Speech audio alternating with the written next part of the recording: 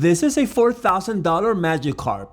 Yeah, that Magikarp. And right now, everybody in the hobby is telling you the Pokemon market is crashing. So let's not argue about it. Let's just watch the signal. This card is coming in hot with high confidence based on recent eBay sold data, and the price remains stable. Buy demand on this card is actually going up while everyone else is panicking. So how is a Magikarp running hot in the middle of a so-called crash? It comes down to one number that almost nobody bothers to check. Now, I'm not here to tell you nothing's happening. The panic isn't coming from nowhere. Look at this. The Mega Charizard X from Phantasmal Flames, one of the most sought after cards, it's currently falling in value. And it's not alone. A lot of the newest, most popular chase cards are cooling off right now. And that part is very real. But here is where it gets interesting. Because when I stop looking at the panic and start looking at the graded side and the pop reports, the whole crash story starts to fall apart. Watch. Remember that number that I said nobody checks? Here it is. Let's stay on the Charizard just for a second. Falling, medium confidence, and the tool tells you actually why. Right here, high supply. You see, this set is still in print. Packs are still being opened and raw copies are still flowing in. And did you happen to catch that pop report number? Let's go back. 38,114 cards already graded a perfect 10. When the supply is still climbing and the market cools off even a little, cards like this calm down. That's not a mystery, that's just gravity. Okay, so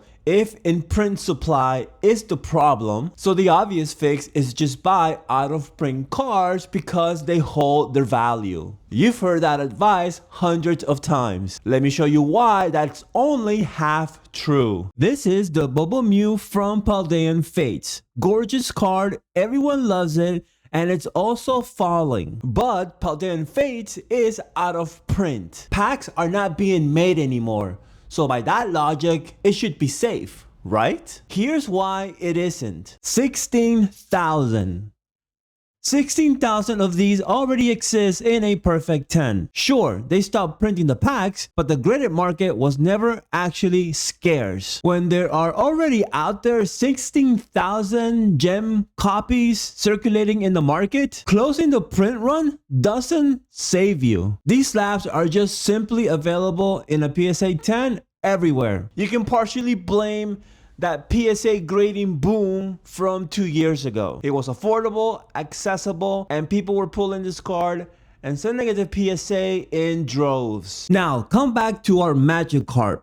Also out of print, but look at the difference. Supply is under 4,000 PSA 10 cards currently in the market. 3,933 to be exact. That's a quarter of the Bubble Mew's population. Just if you want to keep that in mind. And this one is running hot while the Bubble Mew's value is currently falling right now. And here's the whole story sitting in two numbers. So here's the real rule. And it's not buy out of print. It's this. Out of print only protects a card when the graded population is actually scarce. Think of it in two steps. Print status sets the ceiling on how much supply can actually exist. But the pop report tells you whether scarcity was ever real in the first place. Closed print runs and a low pop, that always holds. Closed print runs with 16,000 slabs already floating around, that does nothing for you. And now you know which is which before you spend a single dollar. So real quick, how does it decide hot or falling in the first place? It's not a vibe, and I will show you. Let's go ahead and take a look at a fan favorite right now, the Mega Gengar EX from Ascended Heroes. It pulls the last 10 eBay sold comps for that exact card and grade, and it splits them, the 5 most recent against the 5 before. If the recent ones are running more than 5% higher, it calls it rising, like we see right here with this Mega Charizard X EX PSA 10 from Phantasmal Flames. If it's more than 5% lower, then it's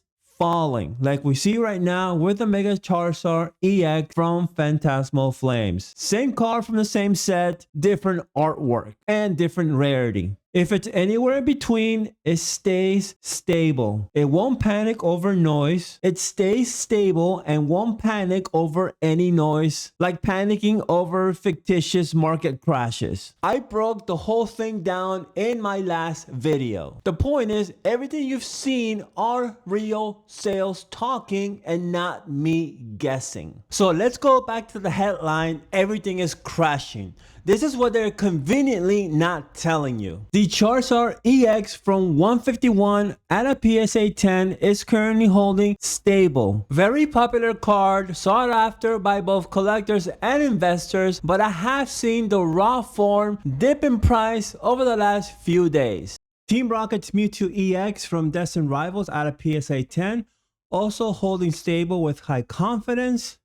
And the Tyranitar PSA 10 from Paldea Evolve is flagged as currently rising but with low confidence due to not many recent eBay sold listings. And the Lugia, the card from my last video that started all of this, was rising at the time of recording back on July 16th. Let's see where it is right now.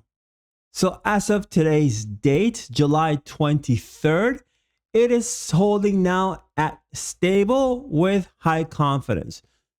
So it peaked for a bit, but now it settled back down to its price of at around $1,400 for a PSA 10. Bear in mind that this card also has a high pop report of about 24,553. This is the part that matters. Graded isn't crashing, it's sorting. The money is moving, but it's not running to the exit. And you can only see that if you're looking at the right side of the market. So what is going on really? And I think there are 4 plausible explanations we can put on the table and discuss, and what that would look like if each of them were actually true. The first thing that comes to mind is that we're actually cooling back down to reality. If that were true, then we would see that all over. Raw cards, seal, and even graded. And in my opinion, we're honestly not seeing that, at least based on everything that I've showed you so far in this video. The second thing that comes to mind is a natural rotation away from modern era cards into more scarce stuff that will hold value over the long term. And I think the Magikarp example is a good one to keep a close eye on. Low pop, value holding steady, and we will see what that would tell us over the next months to come. The third option is that we just hit a small dip on a continual bull run all the way up to the top in value across Pokemon. So this would be something like price have softened on some products while demand still stays relatively warm. Or number 4, which I think is the most probable one, is just a cyclical change of that everyone is in the summer months. People are not spending, they're on vacation, they're doing other things right now besides chasing down their favorite Pokemon Grail, leaving things settle down until the fall and the upcoming hype behind the 30th anniversary. Full transparency, Pop Signal is early. There are more tools out there with more charts, more tabs, more noise that you can try out. Pop Signal does one thing. It actually protects your money. Real price, real signal before you buy or sell. I built it for me first. Now I want you to give it a try. Go to popsignal.app, create your free account, add that one card I know you've been thinking about the entirety of this video, and come back and tell me 3 things. What works, what needs improvement, and what features I didn't even think of that you would like to see. You are not just early users, you are helping to shape what Pop Signal ultimately becomes.